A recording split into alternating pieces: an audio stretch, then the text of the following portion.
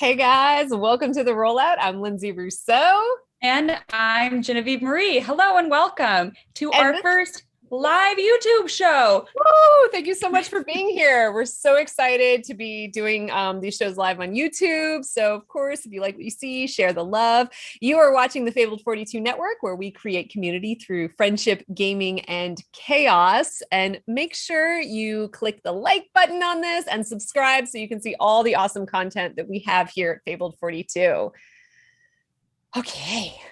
Anything else? I think that's all we have to. Other than just hit that bell for notifications. That too. We're getting into the groove of YouTube now. I know, right? Because like we're used to Twitch and it's like, okay, no, new words and things. New words, new list of things. Anyway, let's do it.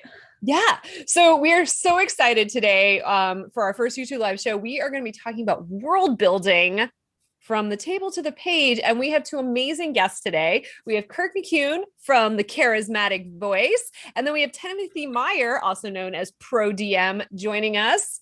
Thank you guys so much for being here. Absolutely. Thank you for having us. Yay. I heard chaos, and so I came running. Well, obviously, if any of you guys have watched our shows before, Kirk has been on before with his lovely wife, Olivia, geez Louise, Elizabeth.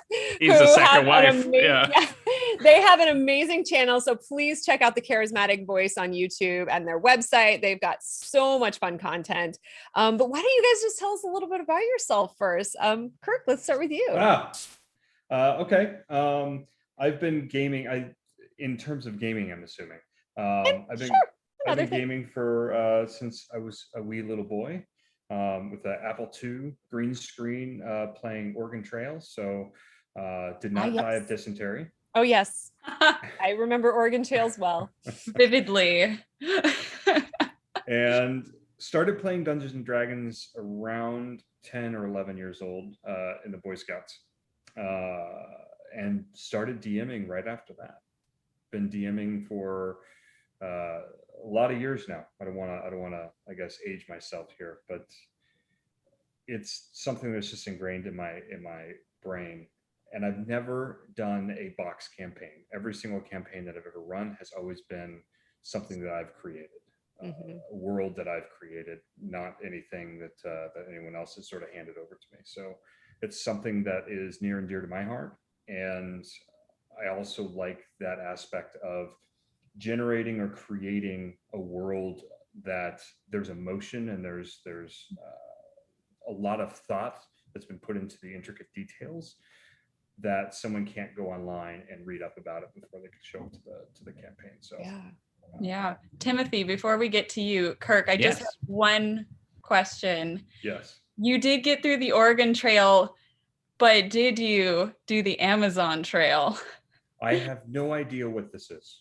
That is the subsequent. I played Amazon Trail. You know. Holy shit! Yes, I have. I was like right at the right age with the talking jaguar. So the trippy talking jaguar guy in that game. Yeah, and that voice actor was so out of this realm of just like, I don't know how they did that. It must have been a modulator to get it that deep, but it was crazy. Yeah. I don't have distinct memories of that, but yes, I remember like taking pictures of like I remember a lot of the snakes in that game, like the Bushmaster is like burned into my brain, like a bunch of stuff in that game. So yes, I'm there with you, Genevieve. You can also die of dysentery in that game.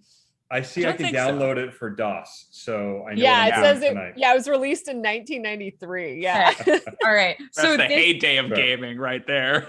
Right. Amazon Trail is the subsequent sequel to the Oregon Trail, just for everybody to know around the table. And did you play the Yukon Trail? Yeah, no, I did. I knew it existed, but I did not. Yeah. I'm a freak. Yeah.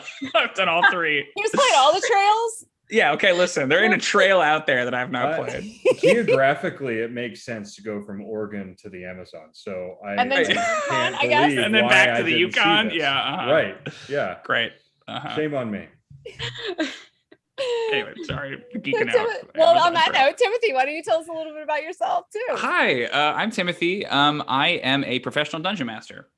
So I've been running for about 20 years. I started around the same time, at least around the same age that Kirk did. Thank you. Thank you. I'm not going to say the same time, but yeah. And I was kind of the kid who, like, I was the first kid in my like a group of friends who discovered it, and so I've kind of perennially been the dungeon master ever since.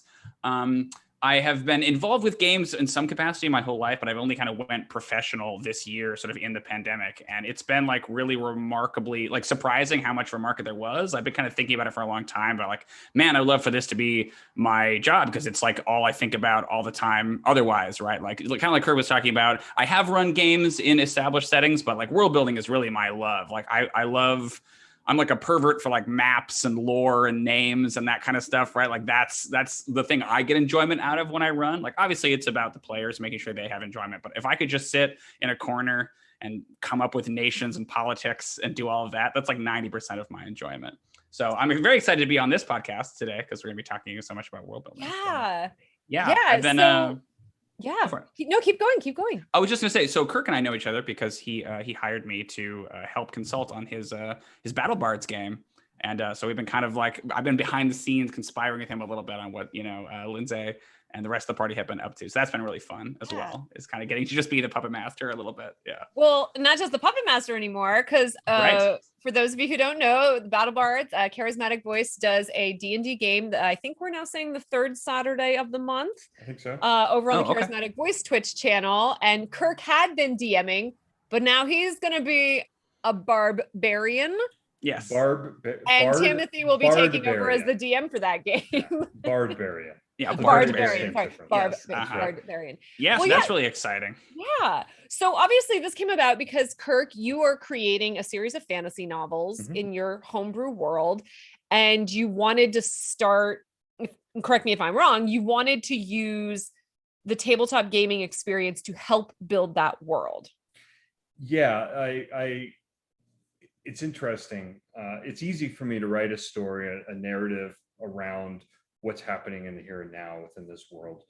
It's difficult to go back and say, what things do I need to create within the history of this realm, of this specific kingdom, the kingdoms at large between each other? What are the sort of politics that are happening between the two, or what happened in the past? How does that affect the future? So having a Dungeons and Dragons campaign that's loosely built within this world, still using the politics, still creating those characters, and letting the players sort of dictate some of that direction. And as you start building session after session and putting that content together, creates a very streamlined history that I can now use within the novel series, which takes place much later in the history, much later in the history of this world. Yeah. And sorry, now my camera is freaking out. Okay. Yay. I was like, oh, we're doing so well. Now we're started talking about DOS, and here we go. Yeah, here we are. You're on 56K. Oh my God. I was doing so well. Okay. Are we back? Go. Yeah, there we go. Better. That was weird. Okay. So I'm just like, is it working? It's working. Okay. So take us a little bit into like this process of world building, because obviously here at Fabled 42, we also play mostly homebrew games. Chris Solo DMs his world of Ukador. We have Diane who DMs her world of Shalgal.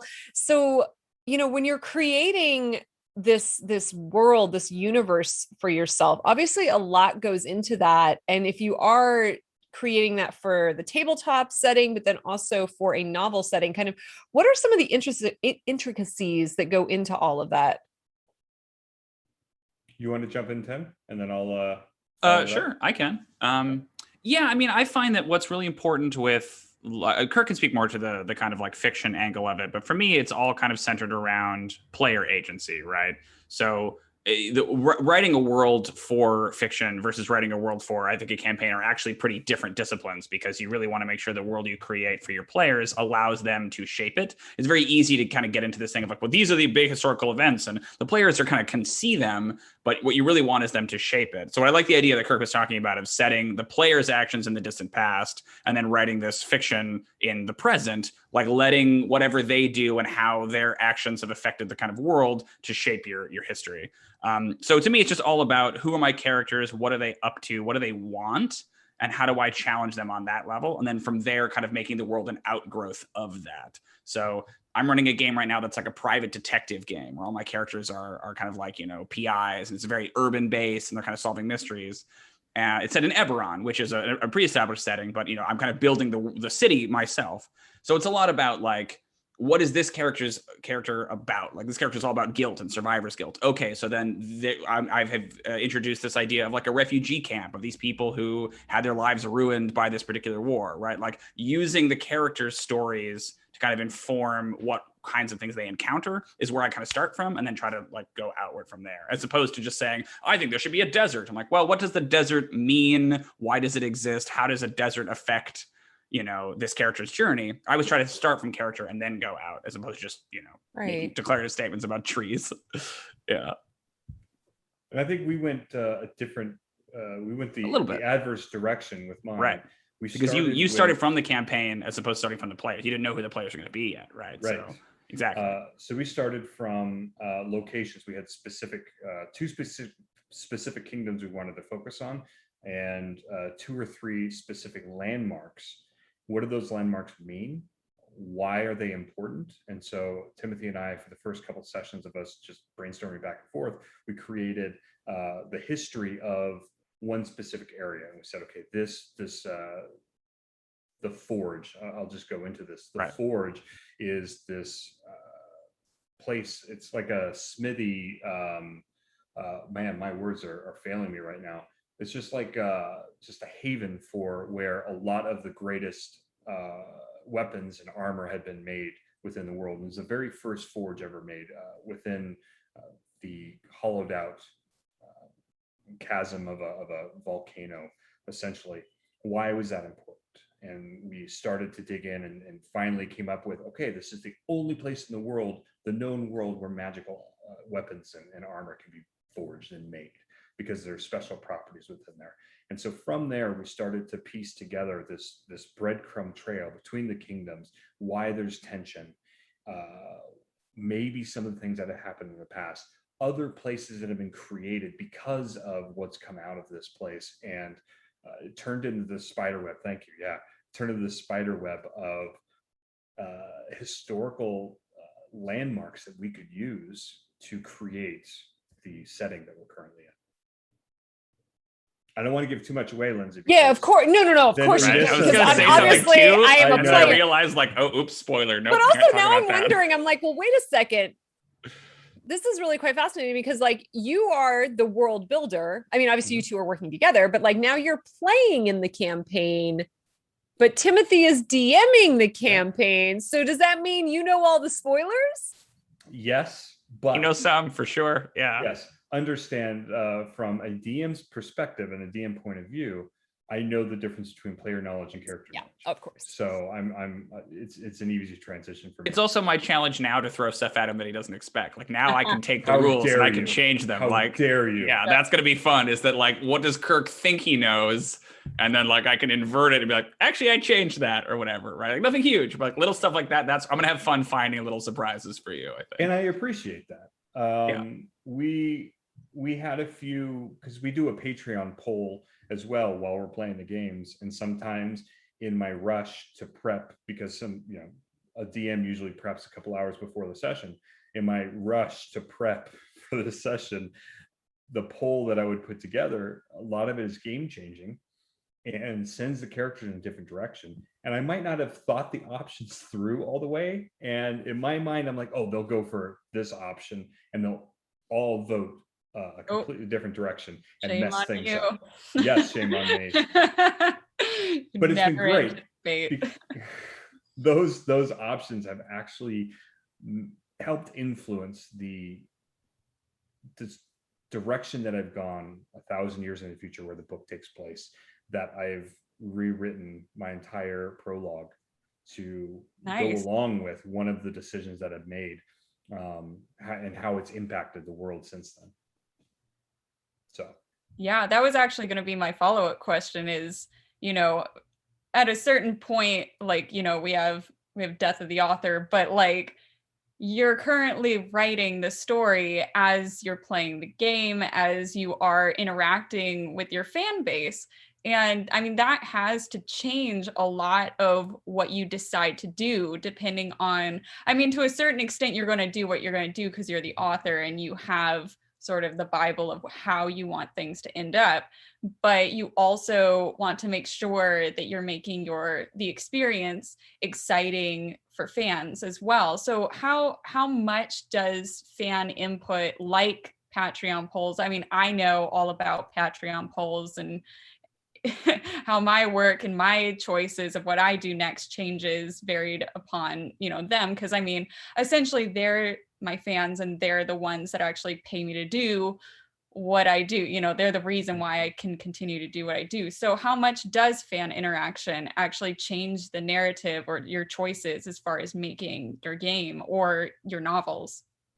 it does with the game. It does not with the book, with the novel. Okay. The novel, I was very deliberate in setting the book series further in the future so that it would influence the history, which may have a moderate effect on things of the past and maybe the personalities or the disposition of certain kingdoms or races, but it doesn't directly influence what happens in the book. So I don't necessarily need to be concerned about a Patreon poll or the characters within the game affecting what it is that I'm planning out for the novel series. Within the game, very much so. The Patreons or the patrons that are of specific tiers that get to vote in those polls, they've done some doozies, and it has led me to scramble. And in some ways, I think that it's actually enhanced the campaign quite a bit. Yeah. I would come back to Timothy and be like, I did something. I broke it. Yeah. I might have broken it. And we'd sit there and we'd talk about it for 30 minutes. And okay, how did this happen? Let's start throwing some ideas out there. I remember some really wild ones where like before we would talk about what do you want to do in the poll. And I would be like, or someone would have like what about this? Is this too crazy? We would talk about it like at length. I'm like, they're going to pick this one. This one's so cool. And then no one picks it. And we're like, we wasted all that time talking about it. Right? It was a great one. Where the Manticore. It was the thing about the Manticore. That was the big one I was thinking about. And afterward, the Manticore is going to come swooping in. This is one of the poll options. Manticore is going to swoop in, take a small child, land in front of the adventurers. And they had this whole thing surrounding it. And we knew that, Manticores can't speak and would speak to them and challenge them to come and find him so that they could negotiate something and then fly off. And the option they all chose was like this little sending stone that they had received from Alfonso, Mark Garrett, who's one of the characters in the story. The speaking stone would start buzzing and they would get a message through the speaking stone. And everyone's like, oh yeah, let's do that thing. So it's like your phone rings or like a monster swoops in and gives you an ultimatum. It's like, which one of these? Like a phone ring is really cool. Like really? Like not the monster? Like, I don't know. So you can never predict it. That's what's kind of fun, right? So like Kirk was saying, like you kind of have to scramble, like stay on your feet, Like the most basic improv like class opener, improv 101, the phone rings. Right. It's like cool. This but gives it really me nothing. is kind of like improv. It really is like, like improv, because I've done obviously years and years of improv, and it's like, you're doing a show and it's like, okay, audience participation. What is this scene about? Obviously it's not to that extent. We already know what the scene is, but you are crafting your performance based on the input of the fans, which is a really interesting way to do that. Or the lack of input from the players. And that happens as well, where I'll give another example. We had this, Timothy and I had pretty well thought out plan of these adventurers going into this library and searching for information and not finding the information. And one of the Patreon polls had this shrouded figure up on a landing that could see them. And the players were like, squirrel. we need to find out how to get up there and see That was who mostly this person me. was. Right. And It's like dark wizard, like out of central casting, right? Yeah. Like evil hood, evil, like I am a wizard. Like, who's that guy? Wait a minute, right? Like, yeah. They had all the answers with them. They knew that the information was missing. They knew what type of information was missing. And they had a name of the person that might have had that information or the missing piece. But no, the adventurers were like, we need to get up there. And as a DM, I'm like, okay, I need to put some blockers in place. So there's an application process. Oh my God, that was so ridiculous.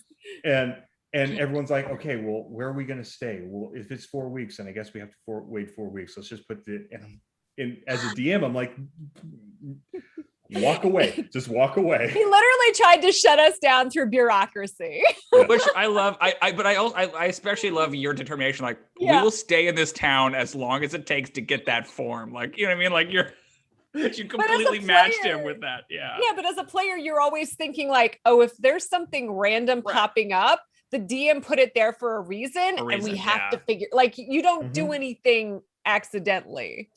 For sure. But like what happens a lot, I think, as a DM is that you want to hint at something. You don't necessarily want to like reveal it. But like, again, if a player catches a whiff of blood in the water, right, like they're going and they just sink their teeth in. And so, yeah, you're exactly right. You have to kind of like modulate that. Yeah. Is it Shark Week?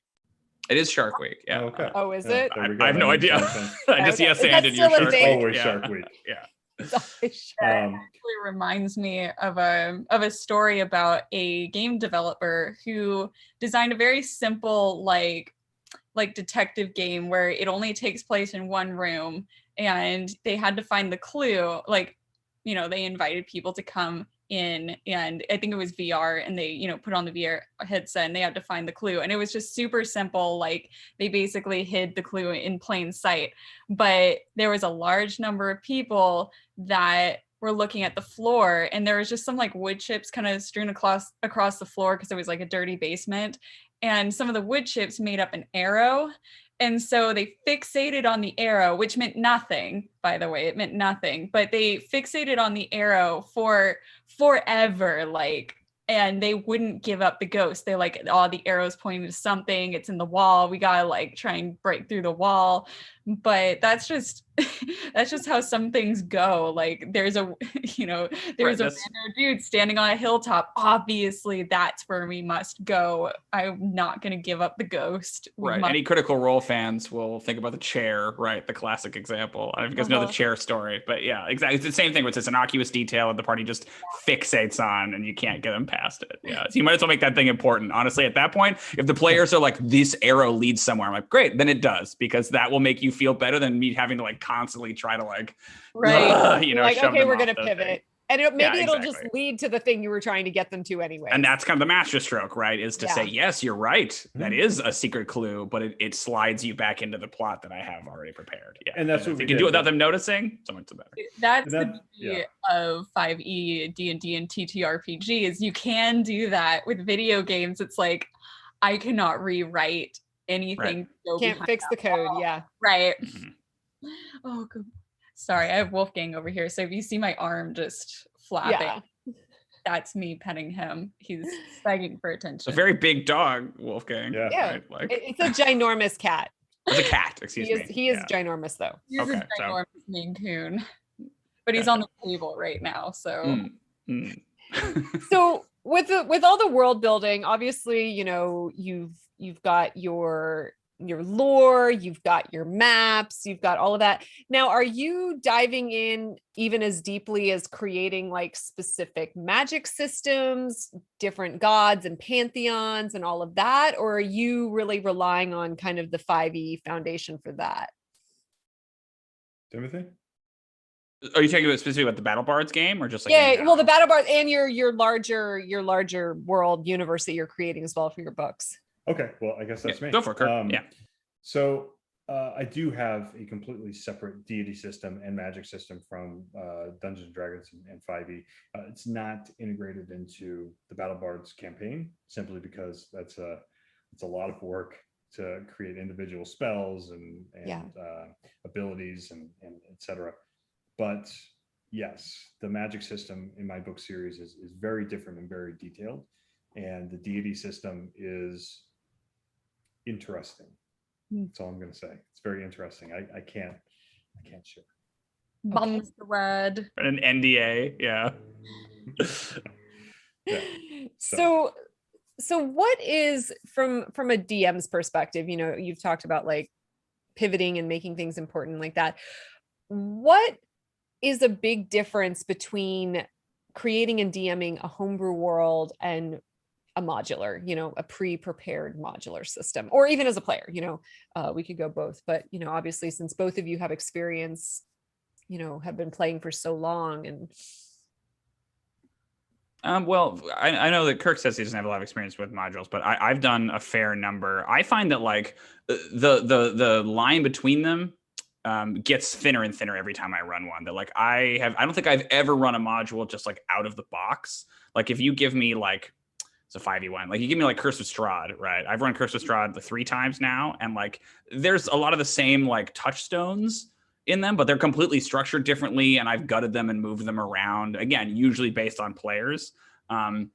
But what's nice is it gives you this like base block of tools. Like I think of it as like a toy box. It's like, I'm going to open this up. I'm like, who are the characters in here? What are the locations? What do I like? What do I not like? I don't like this backstory. I'm going to change it and then connect these 2 things that didn't connect. I don't think of it as like a roadmap from like encounter to encounter, because again, the players are never going to follow that anyway. So why do it? But with a homebrew, I mean, you got to do all of that work. You got to start from the ground. And like, that's great. And I love doing that, but it's just like 5 times the labor. So to me, what's really appealing is to take like, okay, I like all these ideas from a module, but I'm going to kit bash them together into a different adventure, different campaign that someone who's played this through before might not even recognize. They might, oh, that's Strahd, he's the bad guy, right? Okay, and this is that. But I've recontextualized everything in such a way where hopefully it's still playable if you've come back to it again. But of course, the great advantage of the homebrew is it's all unique every single time. Just a lot of extra work. That's all. I've played in box sets, Right. and I don't enjoy them. And the reason why is I've DM'd for so long, I see the world differently. And my characters usually act very erratically in comparison to other characters. Oh, there's a door here. My barbarian can pick locks, and he'll go over and this literally happened in, I don't remember what the campaign setting was, but he rolled a nat 20 and picked the lock and accessed part of the dungeon they weren't supposed to get to until much later in the game. And just consistently do things or start up a conversation and steer the conversation in a completely different direction and really put the DM, and I guess it's a piece of who the DM and how quickly they can make those deviations a positive switch within that campaign. But I guess someone who doesn't have that experience, if you have characters that will really act on impulse and go against the grain in terms of what your expectations are, it's really difficult to run one of those out of the box sets. Oh, interesting. And I know so many players that play like that, like literally do impulse rolls, and you know, so it's going to be fun, Timothy. Well, the thing is, I think that speaks to being a dungeon master more than it speaks to an adventure, right? That I think that, like, if you're the kind of dungeon master who is kind of like shackled to the book and the order that the things are, yeah, that's going to throw you a monkey wrench for sure. But if you go in kind of having more of a comprehensive understanding of this is the world and this is what's happening, you can take Barovia or Eberron or wherever and treat it like a homebrew. Like, okay, I know all the players involved. If they do open this door, then I know what's behind it. Like, and that's honestly, I think, kind of the advantage of a box set is that, like, you do know what's behind there, right? There's not a lot of opportunity for like, crap, what's behind this door? I don't know, because the book will tell you, right? This, like, I can do so much less prep. Like, if someone says we're going to run Curse of Strahd tomorrow and they throw it to me, I'm ready, right? If someone says we're going to homebrew campaign tomorrow, it's going to be 3 weeks, like, to get everything in place and talk to you and all that kind of stuff, right? So it's definitely a balance. But I think if you are a new player, a new dungeon master, that's going to be a much bigger challenge than if you're more experienced, like you, Kirk, or I. Yeah. Agreed. Well, prep. Okay, so prep alone, I mean, obviously the amount of prep it takes to do a homebrew world is obviously a whole thing. But what are, you know, from at least what you're working on now, what you've worked on before, what are some of the the biggest challenges you've run into in creating your world? Besides all the time it takes. Yeah, I would say procrastination. Okay. Kind of a time thing, yeah. Good answer. I think. Oh, I'm sorry. Continue. Oh yeah, it's the desire and drive is there, and I kind of hinted to it earlier that usually a DM will prep 2 hours before the session, just throwing things together, and I've had great success with that.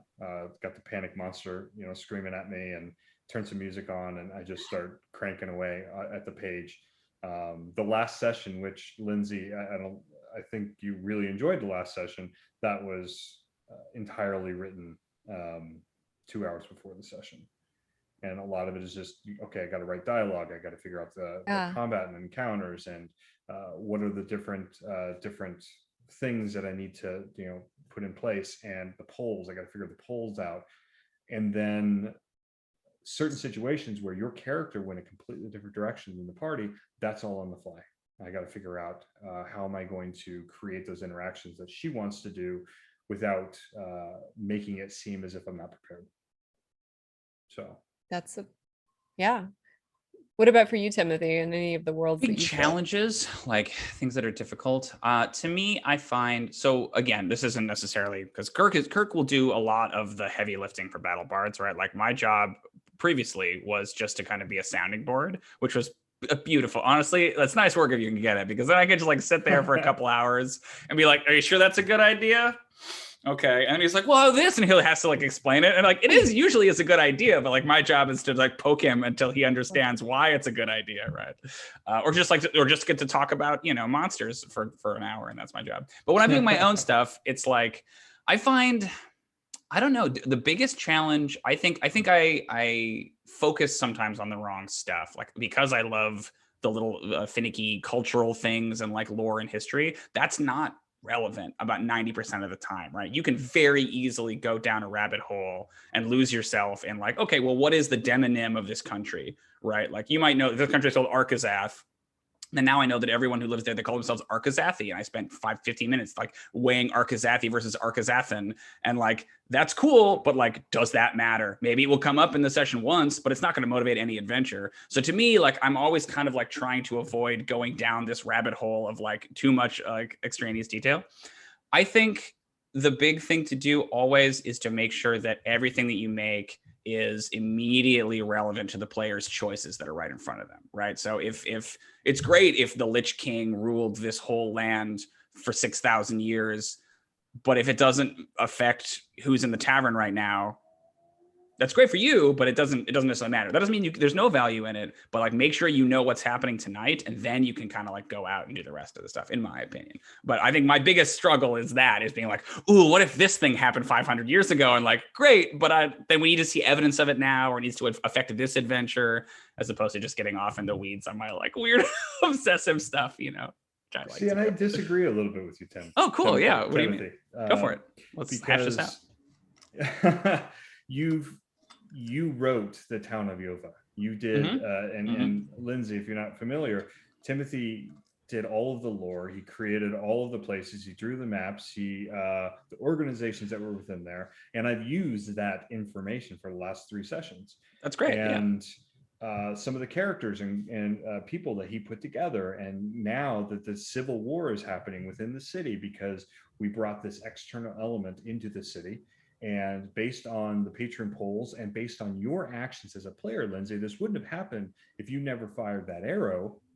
When I shot at the king. Yeah. Right. And so it's created. Tends to provoke a reaction. Yeah. That's right. And utilizing the information that Timothy put together in this dossier that he sent me, I pulled nuggets out of here, nuggets out of there, and created this narrative that makes sense and works really well. Right. And to me, there's so much value in that. So I think there's a balance. I think there's a balance. I think the reason it worked in that case It's because there's two of us. Like you could focus on the adventure and I could just do this. Like, yeah, you used a lot of it, but there was so much there, way more than I needed. I was just like getting into it. Like, oh, it's cool. What if this, and what if this political situation is happening? What if they need like a random encounter in the street? Let me design a whole thing. Right. Like, so I think if you have two dungeon masters, great. Like have one be the weirdo in the background doing this stuff and then one be like on the table. But Thank you. We know our roles. Yeah, right. Well, we actually did a show. We interviewed two guys, Dustin and Devin from Rock Punch from RPG. D4? From D4. Yeah. We talked to them because they literally double Right. DM. Yeah. It's crazy to me. I don't know how they do that show. Like that seems so. I mean, you really have to like trust that person. I feel like to get that kind of a thing. You know, that's impressive. Yeah. So, what's one of the most exciting or interesting things that has come out during the game? Like, you know, like an example of something you didn't expect. Out of any game or this specific game? Any game, like in the history of ever. in your homebrew worlds, yeah, in the homebrew world. Yeah. Timothy, you go first. I'm gonna have to rack my brain. Ooh, okay. Like the least expected thing. I don't know about least expected. Or something surprising or exciting. Yeah, sure. So I think the story I always have chambered for this is several years ago, 4th edition campaign. I am running the characters are kind of doing a military thing. They're like marshaling armies. And they know about this NPC that is this general of this mercenary company, kind of this untrustworthy sort of like, you know, unscrupulous rogue type character who leads this group of somewhat untrustworthy mercenaries. They want to hire this guy. And so they roll up on him and they're like, hey, we're powerful adventurers. We're going to go fight evil. We want to hire you. And the guy's like, okay, great. And I take out a piece of paper that is a written contract that I've written up for this guy. And I slide it across the table. It's like, cool, just sign that. And we'll do this. And they spent the entire like 3-hour session with this contract going over like, wait a minute, what does this mean? Like, hold on, and like circling stuff. And I'm like, cool, roll an insight. And like there was no combat. The whole thing was just, we know this guy's trying to screw us, but how and why? And like the fact that they went into it, I was like, I'll do this and maybe they'll sign it. And then I'll be like, haha, I tricked you. But they were like very, very paranoid about all the language in the thing. And so I didn't realize it was going to be a 3-hour contract encounter, but like they still talk about that. Like, dude, don't you give us another one of those contracts, man. Like a lot of the players are like actors and stuff and filmmakers. So they'll see that and they'll like, oh no, like they're immediately very suspicious. Right? Yeah, you know. You have to read those contracts. For sure. Like I kind of figured they would just, their eyes would roll back in their head and they just sign whatever. We'll deal with it later. We're high level adventurers. But they were more scared of the legalese than they have been of like liches and dragons and stuff like that. So I still think fondly of that encounter. Like that's the only time I really frightened them was with the legal language. Yeah. Don't do that with actors. No, yeah, exactly. You're gonna dissect it like it's a genie's wish or something. Yeah. Right. That totally. It was exactly that feeling. Hurt me. Yeah, that's the one that always pops to my mind. But it's not as surprising maybe as probably what Kirk's got. What do you think, Kirk? Mine's coming from a player's perspective.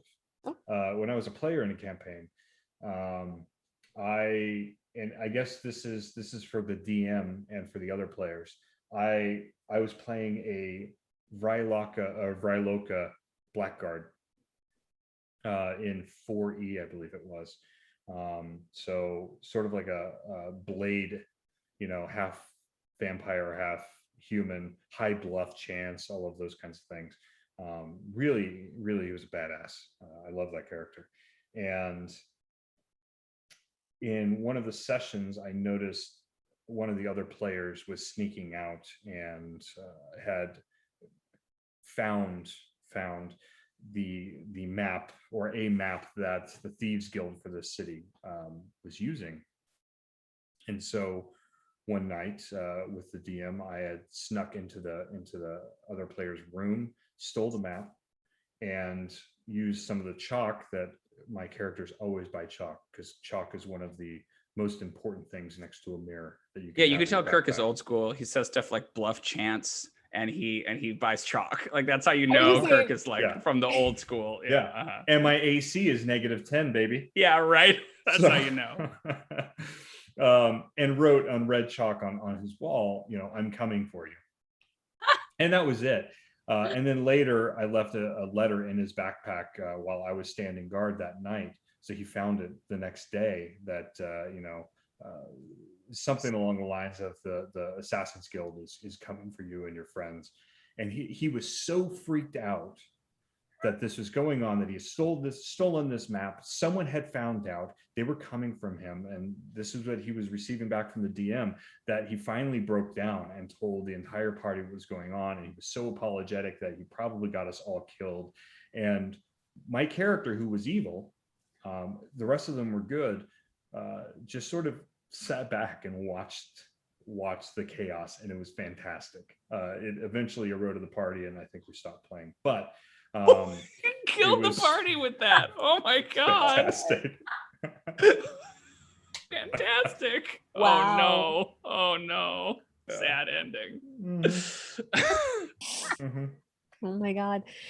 So for you guys, what is it about world building that you love? Like, what is it that drew you to it that makes you want to, because obviously a lot of work goes into creating a universe. It's one thing to play a box game or a module or whatever, but like, and both either for D&D or for, your fantasy series, or the two combined.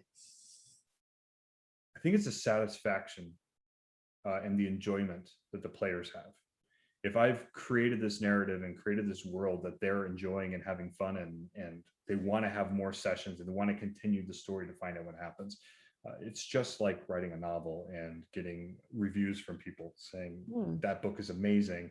When's the next one coming out? And I think creating and spending all of that time is it's worth it in the end, because you're creating something. You're a creator, just like you're a creator, and Genevieve, you're a creator. And when people enjoy your work and they love your cosplays, or they love the voice acting that you did for a specific character, and you get that feedback back, it feels really good. And so I think that's the boon and boost that I'm looking for as a world building creator. What about you, Timothy? That's a good one. I think that's don't use it. I'm not going to. I'm gonna change the wording to make it sound like I'm saying something different, but it'll actually be saying the same thing. No, I think for me, it's like the little moments when you catch the players acting like the thing is real. That's the stuff that really matters to me. Where it's like, if you came up with something and you have done it enough times and you've treated it seriously enough in front of them, that they will then treat it seriously in return. Tiny story. So previous game, the players were headed into the Underdark. And I don't know, I wasn't crazy with the word Underdark. It sounded a little bit Evanescence to me, like a little edgelord. So like, well, what do they call it in the world? Like, do they call it the Underdark? Well, the dwarves are from there. So what's the dwarven word for it? The Kozilhan is the dwarven word for the Underdark. So I kind of just started calling it, like, I said, yes, the Underdark, but the dwarves call it the Kozilhan. You guys call it whatever you want. And they religiously just called it the Kozilhan. They didn't call it the Underdark anymore, even though it's easier to say, right? Names are a big one to me. So if you can get the players to like really engage with goofy names, like I ran a pirate campaign where the characters met these merfolk, and I used a lot of like Pacific Island kind of sounds for these names. They were these really long names. So like, I still have a couple of them, like the Mikalakawika was the name of a ship that they met, or Mahokuawa Hikiko, like these really long names. And when the players would start to just use them and like, yeah, that's the name of the thing. It's Mokuawa Hikiko. And you would be like, oh, you remembered that. Like that's real to you. It's not like, oh, the stupid thing, whatever it's called, the M thing, right? The moments, those little moments where they don't think we're playing a game, they think, oh, this is a real thing and I need to treat this seriously. That's like candy to me. Like, let me collect all of those up. That I can live off of one of those for weeks of bad D&D. I'm like, well, they remembered my name, then it's worth, I can do hours and hours and hours on the wiki to get everything right. If they just every once in a while, I get a little hit like that. So basically the same thing you said, Kirk, but I changed it a little bit. Timothy is much more eloquent than I. Let's be Get honest. out of here. Get out of here. No, well, giving things names and categorizing things, that's just human nature. I think at that point, when you do finally give something a name, it does make it, more visceral. It does breathe life into it. Sure. When you have, a box set that you can just, what the story is, you don't really have a deadline to meet every week as far as, preparing, yes, you do, like, you're always going to be preparing, but you don't have such a, like, it's not like you have to continually write that, you have to prepare the story as well as, prepare the table and, give everybody, their rundown before starting the game. How do you guys go about keeping to a timeline? Do you have deadlines that you're just like, on this day I do this and on this day I do that? I mean, Kirk, you said that you are a bit of a procrastinator. 2 hours. I was gonna say, I know Kirk's answer. Camp. I am with you, Kirk. I'm not criticizing. I am commiserating. But yeah, how do you go about planning these games so that you stay up to date? You want to start, Kirk? Sure, I'll start. Or do you want to wait until 2 hours before the question? You'll come in. Oh, thanks. Yeah. I do quite a bit of prep work. Timothy and I, when we were starting Battle Bards campaign, we would meet every week about 4 times before a session. So just the two of us would put in about 8 hours of me coming up with ideas, tossing it to him, and he going, or him going, do you really get out of here? You really think that's the other big advantage though is that like you play once, Battle Bards is once a month right now, right? So like you get a lot of time. Like we could really talk these things out and to let us really lay some good groundwork early on in a way that like normally I think in most campaigns you're just like it's that Wallace and Gromit gif, right? Of like the tracks in front of the train. Oh, yeah. You're just trying to keep them behind you. Like we had some breathing room to really be like, what are the big picture things? So that way when you go in, you can like really, be informed by that stuff. And what are the different pathways? Because we came up with, okay, we need more than just one plot. We need more than just one direction that's very linear. We want to offer some options and choices for the players that might weave back at some point, but we don't want a linear campaign. And we've created something that's not linear. And Lindsay might not realize it, but there's been a lot of deviations and changes that have happened that we didn't expect or that we planned and have been executed flawlessly. So I'm going to say that. I don't know if it's true. No, you should. But there is a lot of prep work. The actual nitty gritty of sitting down and saying, okay, these are the encounters and these are the creatures and this is the loot, which I always seem to skip that part. We've got nothing. I have no equipment. I do that too all the time. I always forget, like maybe because I don't benefit from it, but it's just sort of like, whatever. Yeah, there's like they have some money or something. Who cares? You find a note though, right? And then like that's the thing I'm excited about. And I'm like, I just want studded leather armor. Come on. Like studded leather is not even just like regular studded leather is all you want. No, not even magical. Yeah, you're just impoverished. Yeah, funny. I had that problem though too, Kirk, for sure. Great, because we'll see what happens. Seems like you're getting some harassment. Yeah, it's going to affect you right now. You're not going to get any gear. Oh, that's not acceptable. We're going to have to fix that. Yeah. We're going to have a shopping episode. It's fine. It's fine. Yeah, the bathhouse episode. Yeah. Shopping takes hours. So. It does. I hate shopping, honestly, as a dungeon master. Like, I want you to take the money you have and go to the list and go through. I don't want to come up with like, here's the wacky fish merchant or whatever. Like, I don't care. No, I know like several of our DMs, they'll be like, give us a list of the items that you want. We'll see. Right. Yeah. Yes, you can have it. No, you can't. We'll figure out how to RP it. Or you know what? You did it all offline. And like, listen, if there's like an assassin in the marketplace, I'm there. But like, just like the pure act of like, well, what does the blacksmith look like? What's his middle name? Like, that doesn't matter to me. Like, you know what I mean? That kind of stuff. Oh God, haggling. Okay, so I am guilty of that. I am guilty of that. I hate it. It's my least favorite Dungeons and Dragons thing in the universe. I accidentally introduced it to my 10-year-old players, and now they will not stop doing it. And I'm gone wild. I'm gonna start calling you Brian. That's my Monty Python reference for the night. Oh, sure. Yeah, I gotcha. I think to answer your question, Genevieve, I think for me, the most important thing in terms of prep isn't actually the nitty gritty stuff that like Kirk was talking about. Like you do kind of have to do some of that. But for me, what takes the most time is just breaking the idea. It's like once I feel like I know, oh, this is the concept, then my brain will kind of fill in details as needed. But that is like what stinks about that is you can't force that. You can't just like sit down and punch the keyboard until the idea comes to you. Like the details you can. You can be like, oh, there's a dwarf and he's got a red beard. Okay, whatever, right? But like once it's like, well, why is this person doing this? Or what's a cool thing they can encounter on the road? You know, like that's the stuff that like I feel bad because I have to like inopportune my wife all the time and be like, hey, I need like 2 like clues that they can find about the cult, you know, in the bell tower. Yeah, it can't be a this and it can't be a that because they've already seen that. And she has to stop what she's doing and be like, what about a corpse? Oh, a corpse is good. Yeah, like that kind of stuff, right? Like ideas, that's the stuff that takes me the most time. So once I can actually break that, the rest of it I feel like will fall into place. I spend the most time. Keep talking, Timothy. Keep talking. Yeah, you're good. I spend the most time trying to just like come up with it as opposed to write it down, you know? Right. I mean, you can always consider those questions to be like, here's your daily puzzle for the day. Welcome. Like, get those off the off calendars. I'm sure she would think that was very fun. My wife would love that. Gamify it, like give her little treats. Yeah. Oh, your wheel. Yes. Oh, yes. This is what you need, Timothy. So you're like, what do they encounter on the road? And you go, look at that. A carcass. They encounter a carcass. Yeah. Yeah. See, it's perfect. Well, but there's only 12 options, and eventually it's like, oh no, another carcass, huh? Yeah. And that reminds me, I'm so glad you brought that up because Kirk, you do, well, you know, when you DM, you do something special when people crit, fail, and crit, right? You've got your wheel of fate.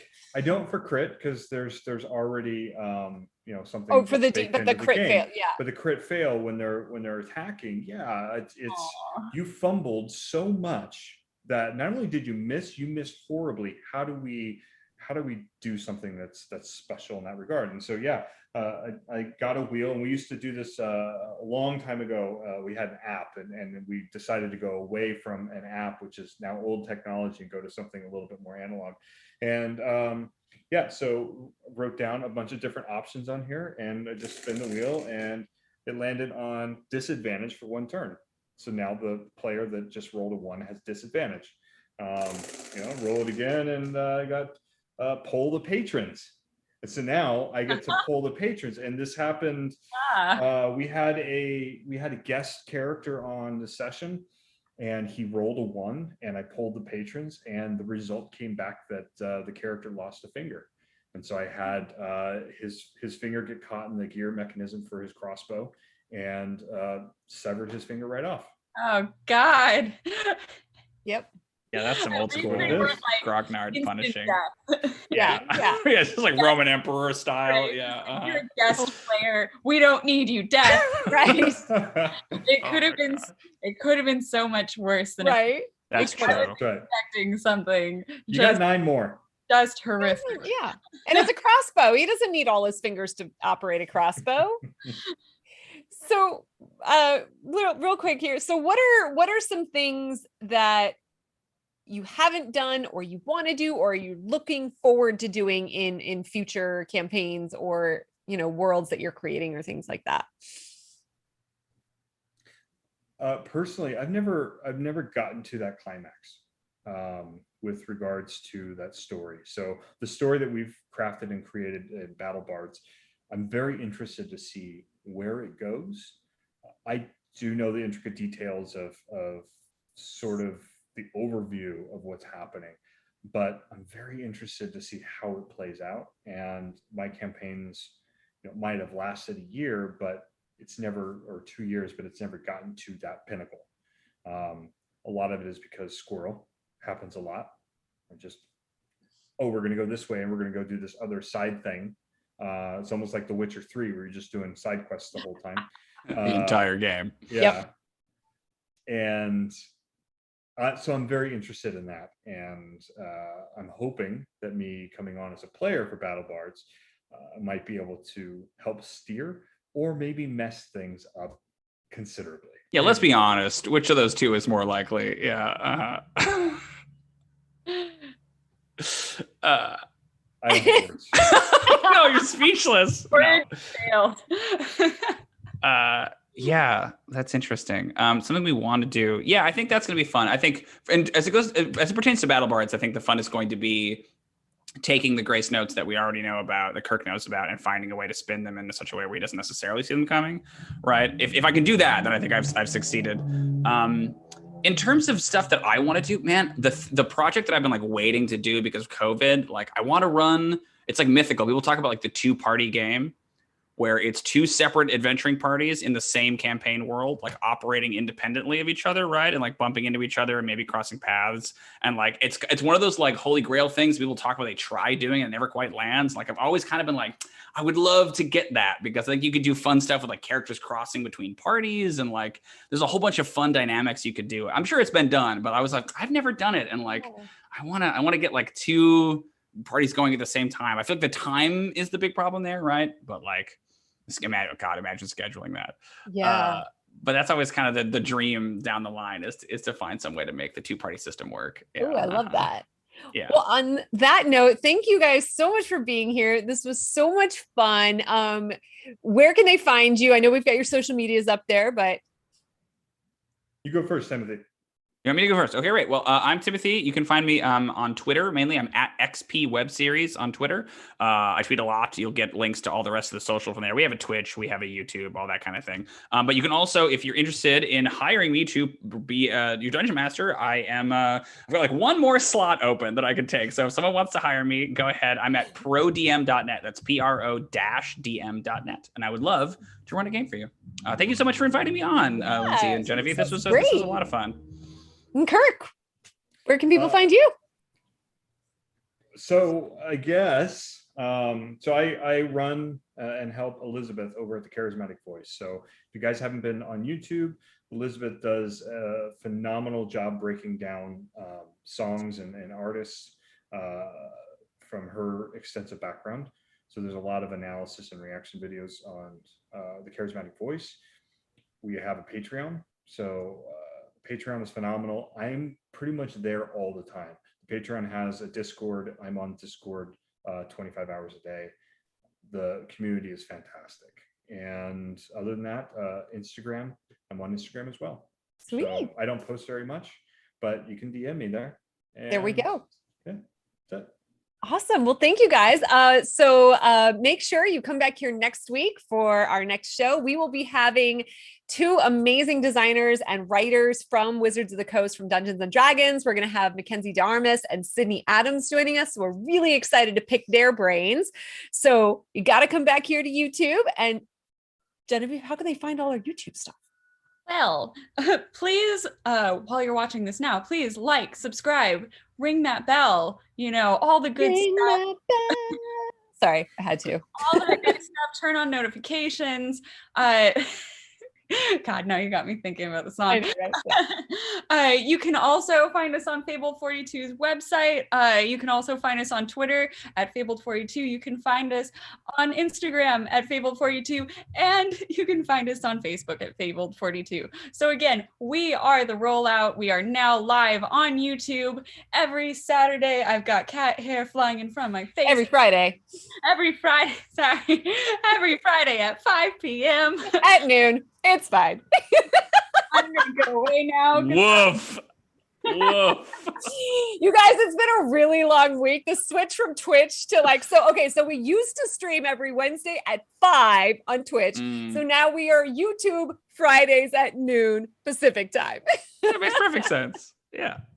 Awesome. Well, thank you guys again. And thanks everyone for tuning in, and we'll see you next week. All right. Bye everybody. Thank you.